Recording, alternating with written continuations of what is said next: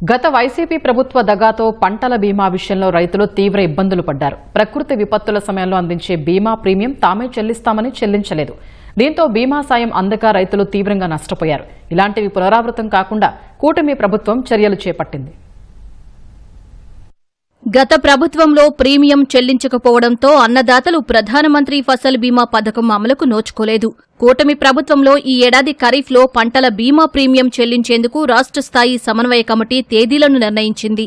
పసుపు పంటకు ఈ నెల 31 లోపు, వరికి ఆగస్టు 15 లోపు పంటల బీమా ప్రీమియం చెల్లించాల్సి ఉంది. సొంత భూమి కలిగిన రైతులు, సాగుదారుల హక్కు కార్డులు పొందిన కౌలు రైతులు ఈ పథకం ద్వారా బీమా ప్రీమియం చెల్లించవచ్చు. ప్రభుత్వ మార్గదర్శకాల ప్రకారం కృష్ణా జిల్లాకు ఈ ఖరీఫ్లో వరి, పసుపు పంటలకు బీమా చేయించుకునేందుకు అవకాశం కల్పించారు. జిల్లాలో ఏటా 1.72 లక్షల హెక్టార్లలో వరి, 2,500 హెక్టార్లలో పసుపు పంట సాగు చేస్తున్నారు. కర్షకులందరూ బీమా చేయించుకునేలా అధికారులు చర్యలు చేపట్టారు.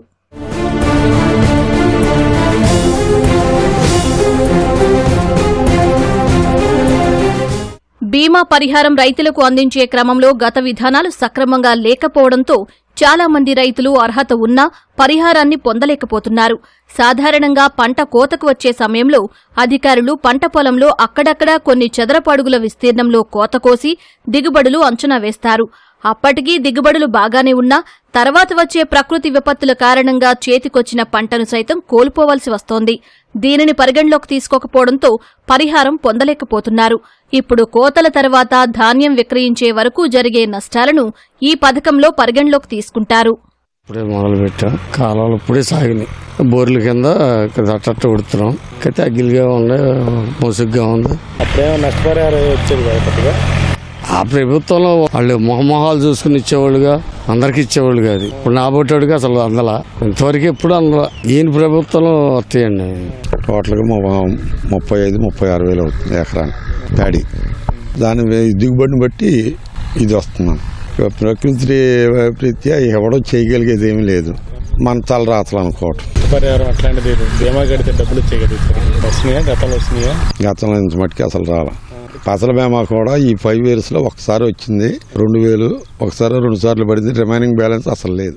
తక్కువ ప్రీమియంతో ఎక్కువ ప్రయోజనం పొందేలా ఫసల్ బీమా పథకాన్ని ఏర్పాటు చేశారు. గతంలో వరికి ప్రీమియం 12.5% ఉంటే ప్రభుత్వం 7.5% రాయితీ ఇస్తే రైతులు తమ వాటాగా 5% చెల్లించాల్సి వచ్చేది. ఇప్పుడు 2% చెల్లిస్తే సరిపోతుంది. రబీలో అయితే 1.5% రైతుల నుంచి వసూలు చేస్తారు. మిగిలిన ప్రీమియాన్ని కేంద్ర, రాష్ట్ర ప్రభుత్వాలు భరిస్తాయి. ఇక పసుపు పంటకు 1% ప్రీమియం చెల్లిస్తే సరిపోతుంది. పంట రుణాలు తీసుకునే వారికి బ్యాంకులే ప్రీమియం చెల్లిస్తాయి. రుణాలు తీసుకోని రైతులు కామన్ సర్వీస్ సెంటర్లు, గ్రామ సచివాలయాలు, తపాలా కార్యాలయాల్లో ప్రీమియం చెల్లించవచ్చు. గత గవర్నమెంట్లో రూపాయి కట్టించుకోకుండా క్లెయిమ్ చేశాము, అది చేశాము, ఇది చేశాము, బూటకు మాటలు చెప్పారు. అలా కాకుండా ఈ గవర్నమెంట్లో తొలి నుంచే రైతుకి ఏం కావాలి అధికారుల ద్వారా రైతు దగ్గరికి వచ్చి ప్రతిదీ ఇలా చేయండి, ఇలా చేయండి చెప్పటం, వాళ్ళకి కావాల్సిన సౌకర్యాలు అందించటం. అలాగే ఇన్సూరెన్స్ ఇప్పుడు కడితే మీరు మీ పంటకి ఏ నష్టం వచ్చినా పూర్తి బాధ్యత కూటమి ప్రభుత్వం తీసుకుంటుందనే ఉద్దేశంతో రైతులకి అధికారులు ఎంతో చక్కగా వివరించి మీకు ఎటువంటి ఇబ్బంది ఉండదని అనే మాట వారు చెప్పారు. రైతులు ఈ కూటమి ప్రభుత్వంలో చాలా సంతోషంగా ఉన్నారు.